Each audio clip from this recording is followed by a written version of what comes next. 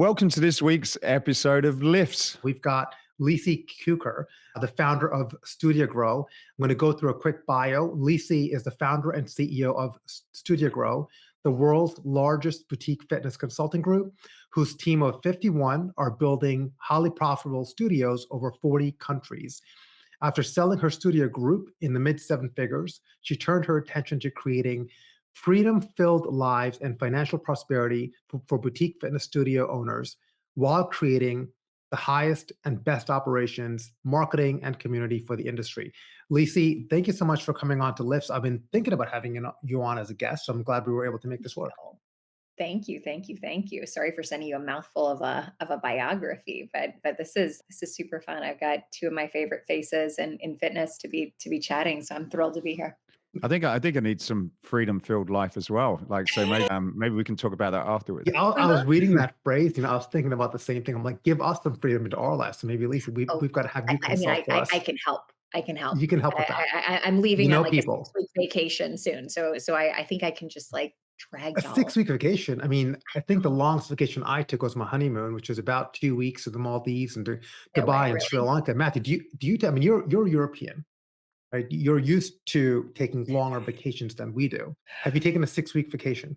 I haven't. Then you're right. Europeans do have more holidays and things, but when you have your own business, we all know what it's like. I guess that's the secret that Lisa's kind of unleashing on many of these studio owners. But I don't know. Knowing you, Lise, I have a feeling that you're going to be on vacation, but you'll still be plugged in.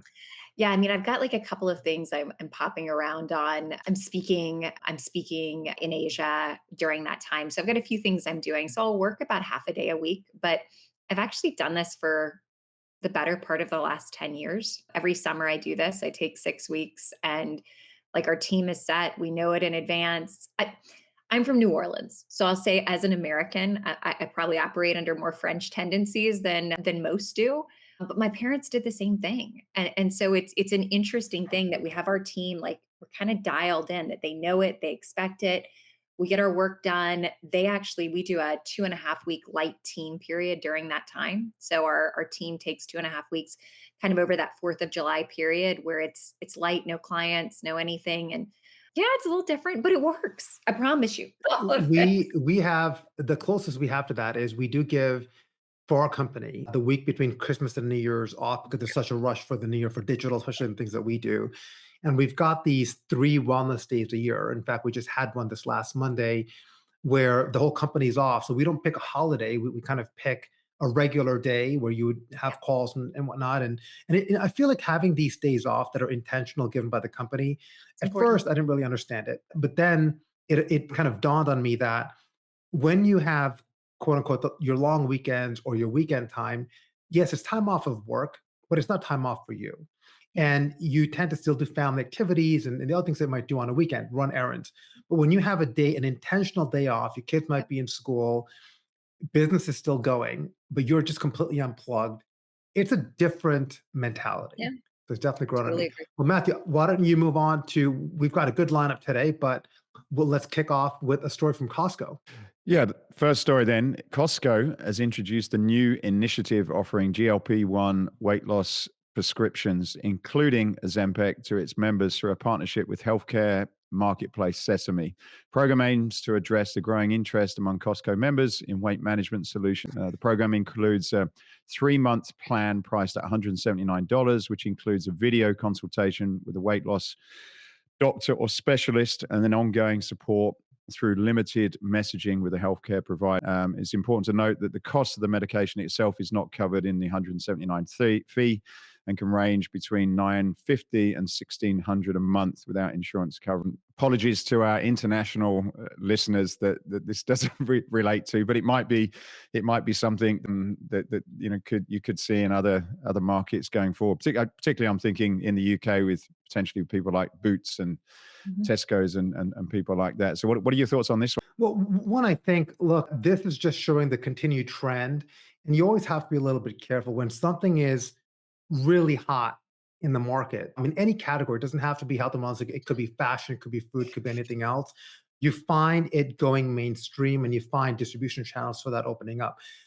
Honestly, Matthew, I don't think we're far away from seeing GLP-1 on Amazon, where you could literally go to Amazon, you could do a little consult, and you can buy it. So the way this is structured is actually very similar to how you've seen Weight Watchers who acquired Sequence implement it, and some other companies in the healthcare space do it. They partner with a telehealth company. In this case, it's a company called Sesame, who offers their own kind of telehealth platform and all of that. But really here is the integration with the members. So as a Costco member, you get that service at a little bit of a discount.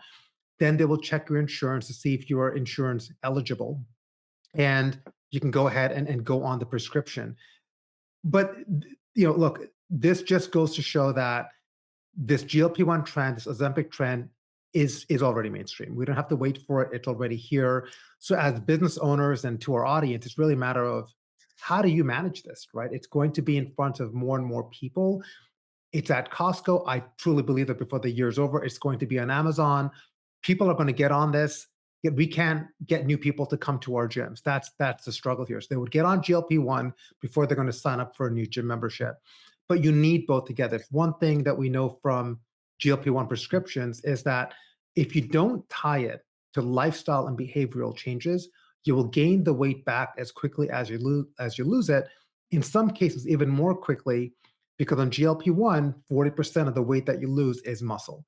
So you've got to find a way to retain as much muscle as possible. If not, you're going to have a hit on the negative side, and you can't be on this for your whole life. And eventually, yeah, you've got to make lifestyle changes.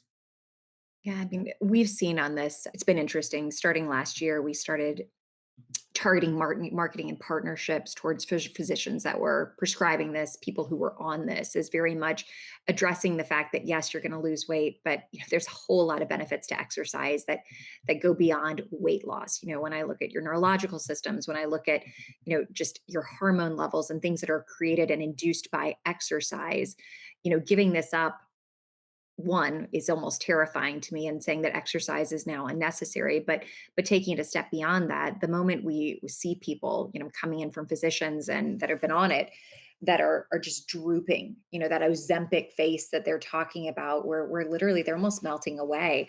It's become one of the easiest sells and one of our best converting in terms of marketing, best performing programs through Meta is just in that target. They know they need it. It doesn't take long to be on that, and they get pretty desperate for that. I think there's a recognition that yes, people are going to go on this, and they're going to go on it wildly. They look at this as a quick fix, in spite of the fact that most people are paying out of pocket probably $800 to $1,500 a month. They would rather do that than going to the gym and getting a personal training membership at the same time.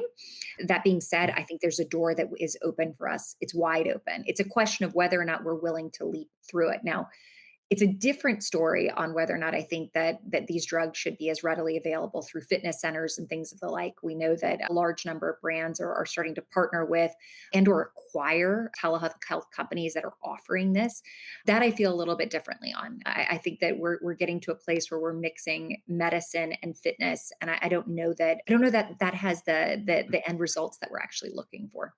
It was interesting. I did an interview with a guy a few weeks ago about this who was supportive of Ozempic for a short kind of quick fix, get somebody on it. But he was talking about some of the clients that he was working with, and once they'd done that, and he did their blood work, looked at some basic dietary changes, some simple movement. He said it was just amazing of the and I, fitness people are listening to this, they're not going to be amazed, but it was amazing when you described the impact that you can have with just things like diet and fitness. And I guess in this world, there's a huge amount of money and marketing that goes behind this. And I can't help wondering if people actually also realize the, and maybe when I say it's clear that people don't realize that, but there's got to be some middle ground where maybe you have a quick start, but there's some real simple things that you could do with some coaching that you can get. this is, up to a couple of $1,000s. So you're going to be able to get a pretty good coach for that sort of money. And you don't get any of the side effects, and you get all of the upsides. So I just wonder if for the fitness industry, when you have these comparison charts, it's almost like comparing the two, and from a price perspective and a benefits perspective, because it's great, but there just seems to be so many downsides with this product. Even just looking at a product stack, if we think about this, and if someone could be on half the dose of Ozempic, and so that they're at sitting at $750 a month and can invest the other $750 into perhaps not losing weight quite as quickly, but keeping muscle on, gaining strength, working with a trainer, like that's a balance point that I think a lot of physicians that I've talked to would argue is a healthier means, much lower side effects, much higher gains, and much more likely to not have any issues with the rebound weight as well. Yeah, and I think, and the other thing to consider too are compound versions of Ozempic, which are going to come out, and those are much lower cost. Look, I think this is beyond just the money. I think this is beyond just people's ability to pay, because this is people's want for a quick fix without putting in the effort. As humans, and I've been talking about this for a while, but as humans, we want to watch Netflix, we want to eat food, we want to be comfortable, right? Working out kind of goes against humanity. It goes against exactly what we want to do. And if unless it's a part of your lifestyle, and the reason why most people in our industry, we've incorporated this as a part of a lifestyle, it's automatic, it's what we do. Getting that behavioral change to happen is a huge jump. And until we figure that piece out, I think people are going to be constantly looking for quick fixes like Ozempic. So let's move on to the next story, which is Orangetheory and Anytime. We touched on it a few weeks ago, but I don't think it was actually confirmed. I think now it is. And for those of you who haven't heard, Orangetheory and Self-Esteem Brands, the parent company of Anytime Fitness, have announced a merger, forming a new company that will boast one of the largest footprints in fitness, health, and wellness services globally.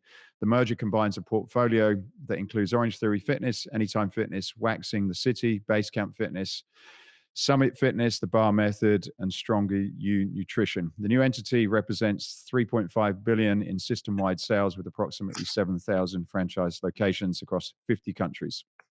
That's a big deal. It's a really big deal. It's a really big deal for a lot of reasons. One, I think this is really this is a merger of equals. So you may look at this and say Anytime Fitness has more units than Orangetheory Fitness. When you look at the revenue numbers, though, it's much lower. So Anytime Fitness unit stores are about 400,000 in top line revenue on average. Orangetheory aims for about 1 million or so. So the unit economics are different. The product offering is different. And I think when you look at the strength, so we have a very close relationship, and we work with Orangetheory Fitness. I'm very familiar with them from a product and technology perspective. I've seen how the sausage is made, and it is very sophisticated. It is very complex. It's sometimes we forget when we go in and enjoy this amazing boutique experience, Lise, as you know, what goes into that, from music to programming to facilities to technology to everything. It's so well thought through, and no one does it better on the boutique side and the data side like Orangetheory Fitness. I know their technology team intimately well, and so I think this is wonderful. Anytime, on the other hand, has got such a strong international presence. They have an incredible international footprint, an incredible franchising operation. So when you really look at this, is you're bringing the best of two worlds. You're bringing one, tech-focused, wearable, immersive company into really a store that can operate with a single employee, right? Anytime Fitness can operate with one person. There is a ton. I mean, I can't speak to a lot of it publicly, but I've had an opportunity to understand their longer-term roadmap. A ton to come out that is going to benefit the consumer. The consumer is ultimately going to win, and it's bringing the strengths of both teams together. The other thing that's interesting too about this merge of equals is that the founders are actually taking a chairman role. So they're looking, and I'm sure if they've retained a new chief executive, but they are on the search for a new chief executive. And the way they're structuring the companies are taking, for example, technology and having one department oversee all the brands. So I think this is really smart. They're doing integration the right way. They also share a common capital partner in Roar Capital, who invested in Anytime, I believe, in 2014, and 2 years later in 2016 into Orangetheory. So they're going to continue to support both brands. But I think this is a win for the consumer. I think it's a win for the industry. Yeah, I think it's interesting. 95% of the units of the roughly 7,000 that they'll have are Anytime Fitness and Orange Theory. You touched on the international side of this. I mean, Anytime has figured out master franchisors. They have done such an amazing job. They have an incredible network of them as well. So I think that that's a key thing that Orange Theory immediately gets to tap into is proven franchisors that they're going to be able to leap within across, 50 countries or so that Anytime is in. Beyond that, I think Anytime has some interesting opportunities. They have some, I'll call them fringe brands, in the sense that they're very small in comparison to Mhm. Anytime and Orange Theory. You've got the Bar Method, which was one of the like OG bar franchises. At Base Camp, which was founded kind of out of a tech entrepreneur's dreams in California, and has turned into Summit internationally. I knew of Waxing the City, all of which enable them to take on a little bit of an exponential style role of having multiple modalities, multiple things to sell, and not only being able to reach out to their Anytime Fitness franchisees to sort of share in this, because the Anytime Fitness franchisees are not as well versed in boutique. I think that's something that's been made Right. clear. But to have Orange Theory franchisees who understand that a boutique model looks radically different, the sales process looks incredibly different, the marketing looks incredibly different, the avatar, the pricing, I can go down the list on this. I do think that this offers them an opportunity to radically expand these other brands, which are just in key modalities that quite frankly they're missing out on. So Do you think, Lisi, that because this is yeah. what we've been involved in terms of the consumer winning to have optionality? So when you compare this, you mentioned Exponential. Exponential is really a collection of boutique brands, I guess, with the exception of Lindora, right, which is this wellness clinic, and primarily in Southern California, with I think one location in Washington. But but do you think that because you've got optionality, I mean, clearly doing Orange Theory Fitness 5 days a week is not good for you, which is why they have strength and some other things. But now, do you think the consumer could win to say, go to OTF twice a week, go to Anytime twice a week, and do this Sure. other thing, once a week? Well, it's in keeping with the trends that we've seen. So when we've been tracking across a number of our different software partners pre-pandemic, we saw clients coming 2.5 to 2.85 times a week. It's why you wound up with the unlimited membership in boutique fitness. That was kind of the all powerful identity. And post-pandemic, whether it's based on ClassPass, which has kind of trained people that they should have multiple options to go for, or a trade down mentality where people are saying, hey, I want the same thing, maybe I don't want to pay quite as much anymore, so I'm going to keep it, but I'm going to use it a little bit less. We've seen that drop to 2 times a week, which means that across all of this, it means that someone can have an Anytime Fitness membership, possibly pop into Orange Theory 1 to 2 times a week, possibly pop into the Bar Method once a week, and they're going to attain that variety still within one brand that I think the consumer is now craving. And we're so tied into keeping a consumer where they were pre-pandemic. It doesn't look the same anymore. And we need to stop basing our ideals and what we're trying to sell them on what they were versus where they are now. My guess also from if you mentioned Lise that they have very good master franchisors. My guess that this would be quite appealing for those as well to have more on offer now. Yeah, I also think, taking this one step further, it's interesting to look at how many of their master franchisors also have significant corporate holdings. And so when you look at like Andrea Bell's group, which is in the APAC region, I think that they're sitting at just over 50% of their holdings are corporately held locations of Anytime Fitness. So you get franchisors on the master franchisor international side that are also, they've got skin in the game. They're actually testing it in all these markets. They're figuring out what works. They're used to doing that. And I think with Orange Theory, which is going to be more expensive in some of the markets that Anytime is in. So when I look at the Philippines, I look at some of these types of things where Anytime has been dominant. Japan, I think Anytime has like Mhm. 600 franchises in Japan, something insane. So when you look at that and start to say, hey, where is an Orange Theory going to fit in? I think they're also going to be ready to test to determine where it does fit in. They're going to be more thoughtful because, quite frankly, we've seen a lot of fitness franchises make the leap internationally in the last couple of years, especially across the GCC and the Middle East, and they failed miserably. This Yeah, we've isn't seen. just, yeah, go ahead. Yeah, I was going to say we've seen One Rebel. I have two Perfect studios in example. Riyadh. Saudi Hasn't Arabia. worked. Various boot camp, I think, struggled in Mexico. They pulled out. So we've seen this happen.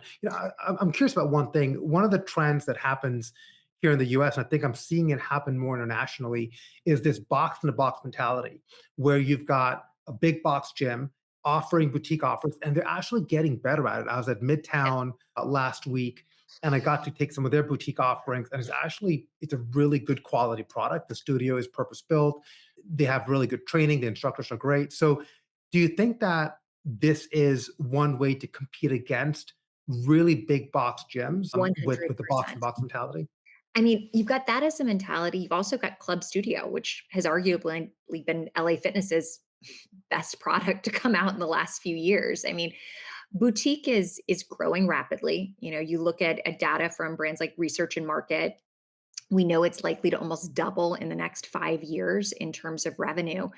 I think the box within a box, the willingness to sell this and to embrace the fact that it can be sold, or these multi-modality concepts like Club Studio that are health club based in a sense, but more of a boutique bend. I think these are opportunities that many in fitness have to be opening their eyes to right now. Well, we're going to move on to the final story. We're traveling over to Italy. Our Italian friends, Technogym, have had pretty good year in 2023. Technogym, the global leader in fitness equipment, that this is what they said, obviously, not has reported solid financial performance with an increase in net equity and a strong net cash position at the end of 2023. The company experienced growth across various metrics, including a reoccurring free cash flow of 71.5 million, up from 77.9 million. This marks a growth compared to 25 cents per share in 2022, reflecting a 70% payout ratio on consolidated net income. Essentially, I think what that's saying is that they had a pretty good year. It doesn't give, I've not got the breakdown here between their commercial and consumer. However, I was reading a report just a couple of days ago, and it seems to say that their consumer business is also continues to grow as well. So, Lisa, I know you've got some insights on this one. Well, yeah, I mean, I'm interested. I'm interested in Technogym. I have a large order that I'm getting ready to place with them, and so it's always fun when you're trying to figure this out. I've been curious. It's great to see growth. It means that we're either opening new facilities, we're refurbing facilities because we've got high retention stakes in mind and they're performing well. It's an excellent sign across any of the fitness vendor platforms to see this kind of growth. And on the boutique side, we've seen this certainly across many of the Pilates brands over the last couple of years. I mean, it's just a wonderful sign for the industry. What I've been interested in, and this is just a data point that I don't even have, but it's been brought up to me by so many, is going to be what is the new versus the refurbished side of Technogym? What does that actually look like, and where does this go? I'm amazed at how many people, especially in Europe and the GCC, have said to me, "Hey, something you should immediately be looking at is their refurb side because it's growing like wildfire." I think that's certainly a great way to boost profits enormously and ensure that people are getting a high quality product at a price point that is still reasonable. Because I have to say, getting any type of Technogym quote is a little bit like wanting to cry when you get the initial quote in. It's painful. So I think they're Is that taking that them into doing account. that, Lise? Say Are again? they doing I are think they doing I that understand that they're doing it refurb themselves. I okay. understand it's in-house, and it's interesting because you look at like Star Trek, who's been doing it for years. I think they're outsourcing it at this point, but is very strongly considering. I mean, the used equipment market is a massive market, and strength equipment, unlike cardio, really lasts for an awfully long time. Someone had posted a picture the other day of a Technogym piece that I recognized from like when I was a child working out at Franco's Athletic Club in Louisiana. Like, I mean, it's still a viable piece of equipment. And so I think the fact that I think that, for me, especially when it comes to strength, I wouldn't have a need to look for brand new equipment. I'm not necessarily looking for that. I'm looking for it to look great and perform well. Strength just doesn't evolve that much. Well, especially if you have good equipment like Matthew's Escape in your gym, it's good and it's bad because you build a product that is so strong and it never breaks and lasts really long time. It does make kind of selling back into it a little bit more difficult. But I think what's unique about Technogym, and again, this is a brand that we also work with. What I've always liked about them, even before I was in the fitness industry, similar to you, Lisi, is they appear to me like the only commercial brand that is also lifestyle focused. So, I kind of like getting on a Technogym treadmill, I guess Woodway, if you're a runner, is another treadmill I would look at, but which is a premium, product. But to me, Technogym is a piece of equipment just because they've always had a keen eye and focus on design. And I feel like design and having that emotional connection to what you're wearing, to what you're touching, to what you are using is such an important part that a lot of other manufacturers are just like, hey, I'm just going to give you, a bench with a bar and it's going to be a bench press, or I'm going to make this select rise machine. But when you look at the little details that kind of go into making a quality product, I mean, Matthew, you guys do it with Escape and do a phenomenal job. Whenever I see you could always notice the Escape equipment stand out. You can always notice the Technogym equipment stand out. What's interesting about this, though, they said that they've stabilized at-home sales. They've been able to stabilize consumer sales in the most recent report. You haven't really heard that from anywhere else. I was reading so if you look at the new earnings reports from Peloton as an example, Peloton has really switched from being a hardware company to a fitness as a service company. So if you look at Peloton's earnings from 2 to 3 years ago, three-quarters of it was based on hardware sales. If you look at Peloton's earnings today, three-quarters of it is based on services, on recurring subscriptions. So they've really changed from being a hardware company to a services company. And I'm wondering, for the commercial equipment category, Technogym included, I know that they have a significant technology arm, but are they going to start looking at services as a more significant part and reporting against it? Because in this more recent report, they did not kind of break down the services side, but I'd be looking forward to them to start ramping that side of it up in the coming years. Yeah, I was reading. I'm not sure if it's this article, but I think there was an acquisition that they made with a company in Scandinavia, and from what I've understood historically, and this may need checking a little bit now, that there was a services part of their business, and out of all the operators, they seem to be the one that's certainly leading on that front. And I'm just, being in this business for a long time, I kind of see that, as you said, Lisa, some of this strength equipment is great. You sort of sandblast it, repaint it, put some new upholstery on, and no one will tell the difference. And that's the challenge with the business model. Not so much cardio, but as we know, the cardio equipment sales are reducing. Everybody wants strength, and strength equipment, as we know, lasts forever. So how do these companies continue to grow and generate reoccurring revenue if that's the trend in the market? And I think the only way that they're going to be able to do it is to get more involved in some kind of service based, whether that's content, and they reference a lot of what they're doing with their AI, some of their AI training programs, for example. But I just think that these companies now, you've got Matrix that are around about $1 billion, I guess, and Technogym that are in that region. I don't know what some of the others are, but it's where do you go from here, from a product perspective, to continue to get growth and to also ensure profitability when there's a lot of people coming into the space providing steel that arguably is just as good for a fraction of the price. Well, the other flip is to go to the ultra luxury side as well. I mean, I was looking at Pent Fitness, the other day, which is not commercial; it's consumer based on where it is. But if I want a fabulous dumbbell set from them, I'm going to pay $13,000. And they're clearly being sold readily. They're appealing to interior designers that are doing home gyms, and they're in high growth mode. They're opening their first studio in Poland, I think, and planning on franchising that. So I think that there's radical opportunities, whether it's two true Technogym centers that are coming out, just like we're seeing Pent making and veering off into, continuing on the consumer space. And I think Peloton has given everyone a model for what content can look like, and building the brands. And Nike's in the process of doing the same thing. We're going to watch that being fully fleshed out. So it makes sense they're going to follow that trend. Mo, do you have any final thoughts, specifically on this one? Because I think this definitely is that there's a lot of, what your understanding of technology, what's happening on the club side, the consumer, and then, some of these commercial players. What are some of the things that you're starting to see, or that we should be keeping an eye on as it relates to that specific point? Well, I think the key thing that most physical brands that make a physical product struggle with is how do you differentiate on a digital side, right? So when they look at digital, they look at product, look at the consumer journey. There tend to be a lot of imitators, but really you should look at it, like a treadmill is not a treadmill, an app is not an app. Just because you could see and touch and feel a treadmill or a strength product, it's easier to differentiate that. But there's a lot more that you could do on the digital side.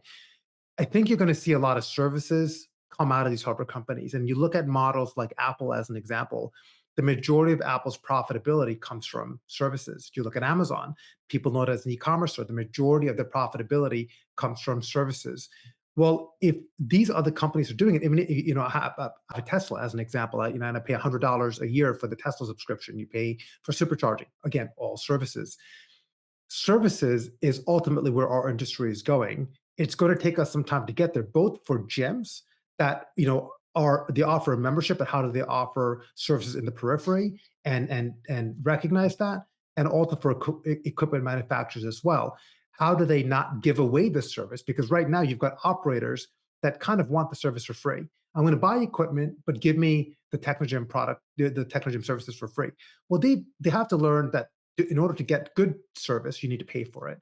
So there's going to be a shift in the model. And I think you're going to see services being reported as a revenue category for a lot of these commercial companies moving forward. Well, look, I think we wrapped up. Lise, just a final question for you. What are we going to expect to see from you guys for the year ahead? Oh gosh, we're in high growth mode. I can tell you a few things. We're seeing a massive number of franchises coming from outside of the US that are emerging into the US market. It's exciting. We're working on no less than probably 6 projects, as well as a number of large corporate brands internationally. We've seen more studios open in the last 12 months than I've seen open since I opened Studio Grow.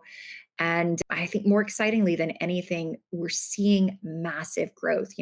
Out of our client base within our mastermind, we had dozens of studios have their first 7-figure year last year, and arguably in a lot of markets that were still considered down. The fact of the matter is we're in a bounce back time, and it's gloriously. I mean, this is a time to step in, and I think it's much like for us in 2012, 2013, 2014 in boutique fitness, it's a pivotal time. So we're keeping busy with all that, and I know that we'll get to see y'all around at a couple of events this year. So I'm looking forward to that. Well, guys, thank you very much for the interesting conversation this week. If you did enjoy it, please tell 1 or 2 other people, because the more people that get to know about this, the more we're going to be able to keep doing them.